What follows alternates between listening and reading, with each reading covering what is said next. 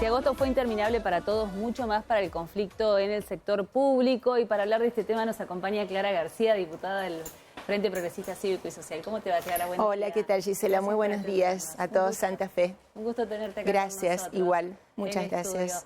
Agosto efectivamente fue un mes interminable. Hoy comienza esta nueva etapa con la reanudación de la discusión paritaria, pero ¿qué impacto ha tenido el conflicto? ¿Cómo lo han evaluado ustedes?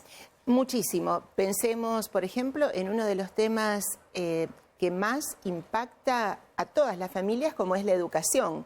Lo hace porque los niños y niñas no tienen clase, porque los docentes están penando por un sueldo que no alcanza después de la inflación que tenemos, y también las familias, las mamás, los papás, que tienen que reorganizar su vida. Hemos tenido 5 semanas de paro con alternancias, y lo extraño es que han sido paros que ni siquiera tenían iniciada una conversación paritaria que está empezando hoy.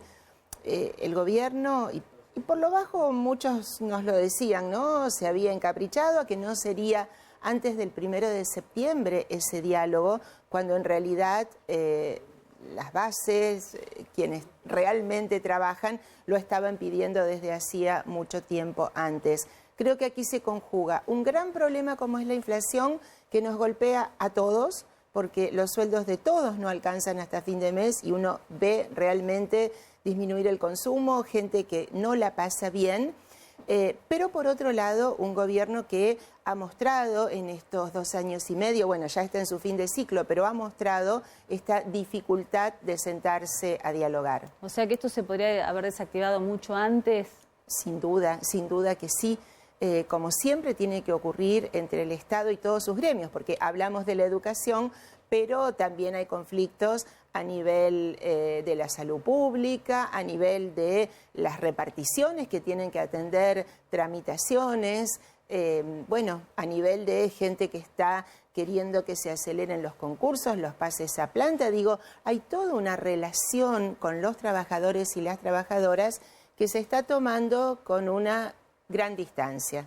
Y en cuanto a las expectativas de lo que comienza ahora esta nueva etapa, además en un proceso que para muchos ya es la transición para una futura gestión de gobierno en el ámbito educativo, ¿qué se debería hacer o qué es lo que ustedes están solicitando al gobierno provincial? Por supuesto, tendría ya que estar planificando qué va a pasar de cara al próximo año, que como decimos va a ser el último de este gobierno. Recordemos que no hay reelección y que va a haber un cambio de signo. Nosotros tuvimos la educación muy estancada, muy demorada.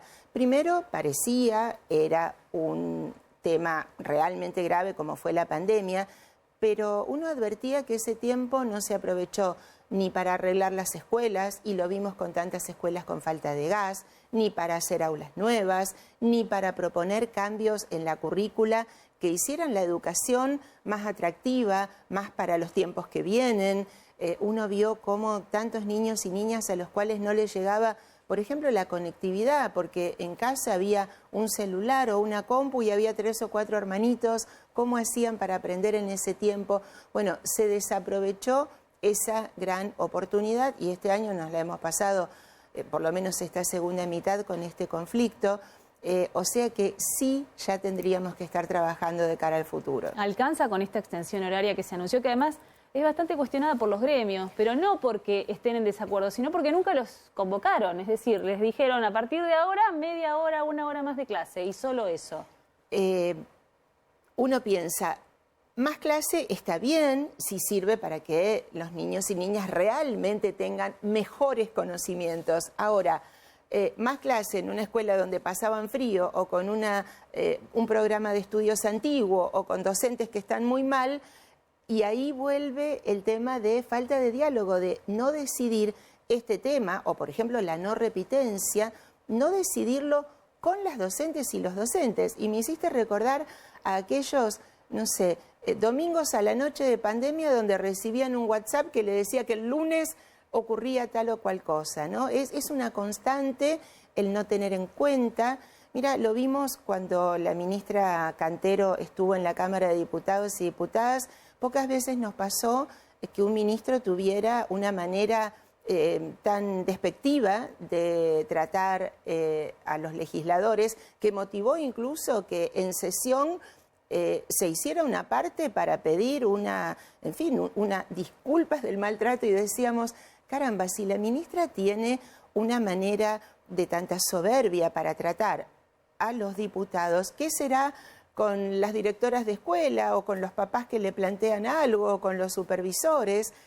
Me parece que lo público tiene que tener primero pasión para trabajar y también mucha humildad y mucha generosidad, porque lo público no se construye desde un escritorio, se construye mancomunado con la gente. Un tema muy sensible además como el de la educación. Mencionaste en algún momento que no se aprovechó, por ejemplo, para hacer obras de infraestructura. Sí. Y si hablamos de obra pública, ¿cómo está hoy el escenario en la provincia?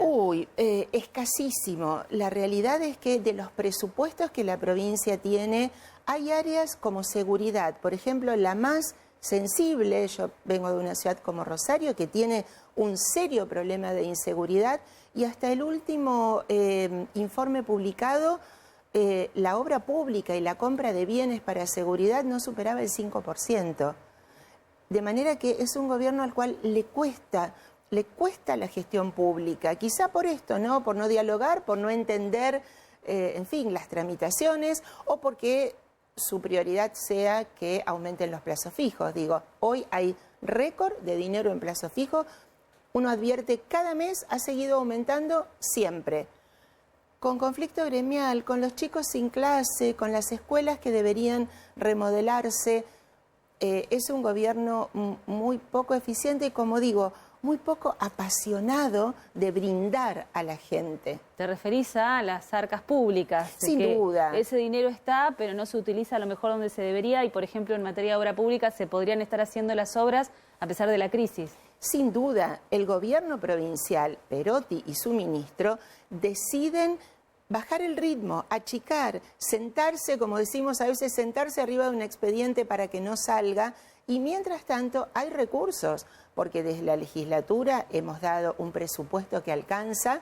Bueno, si cada uno mira sus boletas, verá que vienen con aumento, de manera que los recursos están, pero quizá no haya, y lo hemos dicho desde el comienzo, una planificación, unas ganas de transformar. Yo te digo, Gisela, ¿cuánto hace que como periodistas no están en una conferencia de prensa donde se muestre un proyecto transformador para Santa Fe? Una obra pública que cambie la cotidianeidad. Es muy escaso, realmente es muy escaso, y veníamos de un ritmo que nos daba orgullo y que además, Gisela, genera mucho empleo. Porque si hay un rubro de la economía, de la industria, como se dice, que genera trabajo, es la construcción, directa e indirecta. Y bueno, eso está muy lento. De momento, entonces, el objetivo de ustedes es seguir de cerca estos números y por lo menos advertirlo públicamente, en virtud de que consideran se podrían tomar otras medidas. Sin duda, y como lo decías muy bien, el gobierno ya entra en fase de transición. No queremos que nos pase lo que Perotti decidió para su propio gobierno, que es no dialogar y recién enterarse a principios de diciembre. Bueno, de hecho seguro no haremos lo que él hizo de dar asueto todo el mes de enero, con lo cual después vino la pandemia y todo se demoró mucho. Pero ya tendríamos que estar teniendo sin duda más diálogo para que apenas en diciembre del año que viene asuma el nuevo gobierno, lo haga con toda la fuerza. Sí, además vamos a tener seguramente antes ya el nombre del futuro gobernador o gobernadora, así que va a ser un año muy especial el 2023. Clara, te agradecemos mucho la visita. Bueno, muchas gracias, Gisela. Un gran saludo. Gracias. Amable.